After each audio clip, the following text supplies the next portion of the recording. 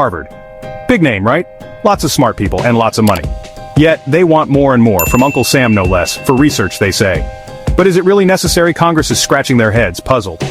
Harvard, you're rich, they say, richer than Croesus. Why do you need our cash, they wonder. A billionaire asking for a handout. Really? Should super-rich schools get taxpayer aid? It's a big question. Imagine a five-star chef begging for spare change to buy gold leaf for his truffles. Something feels off, right? That's the core of it, folks. So, let's get into it. The funding fight. Harvard versus the government. Harvard says, hold on, this money isn't for gold-plated staplers, it's for vital research. Curing diseases, you see. Understanding the universe, big, important, brainy stuff that helps humanity, or so the glossy brochure claims. They'll point to breakthroughs, discoveries made in their labs, funded by government grants. Without this cash, they argue, innovation would stall. It's a powerful, if slightly self-serving argument. And what about students? Harvard isn't just for rich kids. They talk about financial aid, generous scholarships, they say. Government funds help that, apparently. So it's not just greed, it's about progress, they insist. Congress, however, isn't buying it.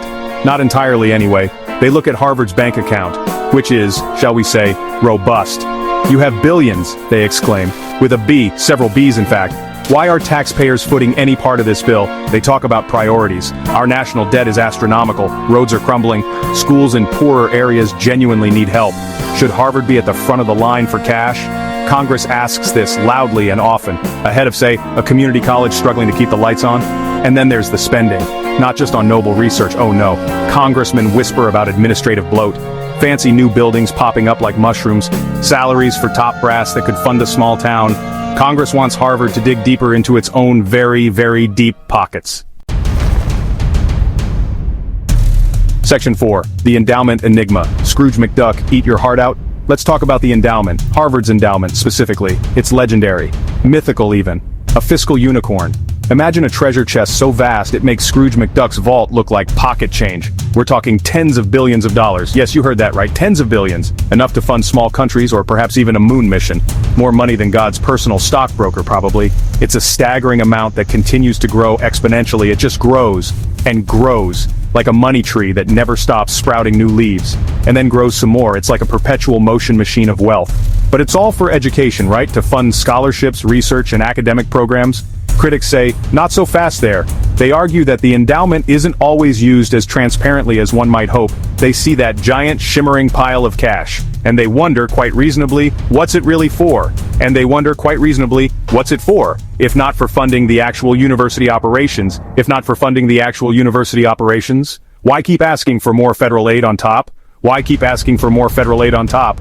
Harvard argues the endowment is restricted. Donor intent, they cry, clutching their pearls. Donor intent, they cry, clutching their pearls. We can't just spend it on anything we like. It's for specific, very important purposes, you see. But basic operating costs? Running the lights, it's for specific, very important purposes, you see. But basic operating costs? Running the lights? Apparently that needs taxpayer help. Is Harvard primarily a non-profit educational institution? Or is it a massive, incredibly successful investment firm?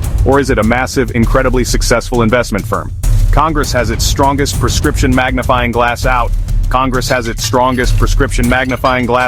scrutinizing every detail. Section 5. Student loans versus billion-dollar brains, the real-world fallout. Think about the students for a moment, the ones who are striving to make a better future for themselves, the ones not born with a platinum spoon in their mouth.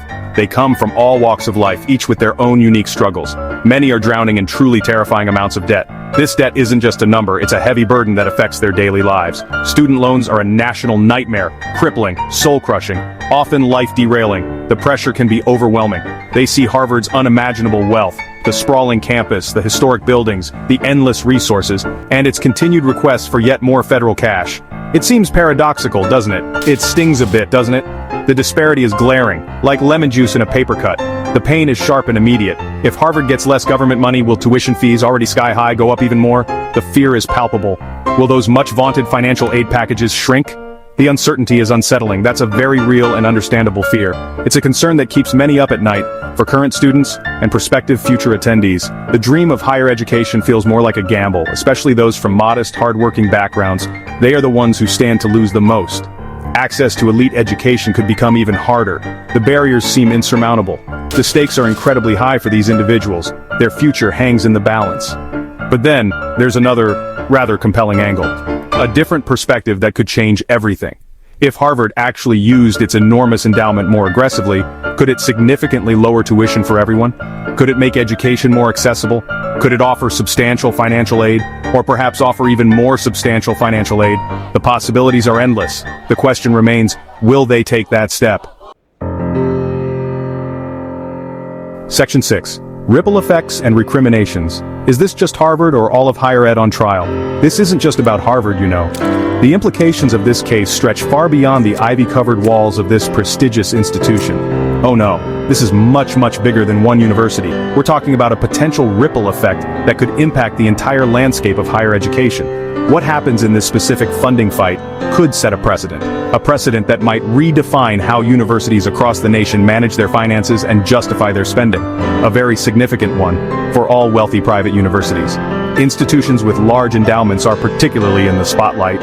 Yale, Princeton, Stanford, and the rest, look out. The scrutiny isn't just limited to Harvard, it's spreading to all corners of elite academia. The uncomfortable spotlight of scrutiny is definitely spreading. Media attention is intensifying and public opinion is becoming increasingly vocal. Is this a much-needed wake-up call? A call for universities to reassess their priorities and practices? For the entire system of higher education in America? Could this be the catalyst for a broader reform in how universities operate? To perhaps rethink their often opaque financial models? Transparency and accountability might become the new watchwords. To embrace a new era of genuine transparency, an era where financial dealings are clear and justifiable to all stakeholders, to better justify their massive, often hoarded endowments. These funds could be used more effectively for the benefit of students and society. Perhaps it's finally time for a significant change. A change driven by both internal reflection and external pressure. A long, hard, uncomfortable look in the collective mirror. Universities must confront their own practices and make necessary adjustments before Uncle Sam decides to do it for them with less finesse. Government intervention could be more stringent and less forgiving. On the other hand, there's a counter-argument. Some believe that too much scrutiny could stifle innovation and progress. If crucial research funding gets slashed across the board, America's global innovation edge could genuinely suffer. The balance between accountability and innovation is delicate and must be carefully managed. Section 7, the final bell. Who's right, who's wrong, and where does your tax dollar go? So, here we are, folks. The bell is just about to ring on this round. Harvard says it desperately needs the cash. For vital research, for deserving students, for human progress. Congress, meanwhile, says, for crying out loud, check your own pockets. You're practically swimming in dough over there. It's a classic, almost theatrical standoff. The incredibly rich institution versus the public purse. Is Harvard a vital engine of progress? A beacon of discovery and an escalator of opportunity? Or has it become a symbol, perhaps, of financial hoarding and a touch of arrogance in academia? A place that could and should do far more with what it already has. Before asking hard-working taxpayers for another dime, ultimately, it's about what we, as a society, truly value, and who we trust to spend our collective resources wisely. So, what do you think about all this?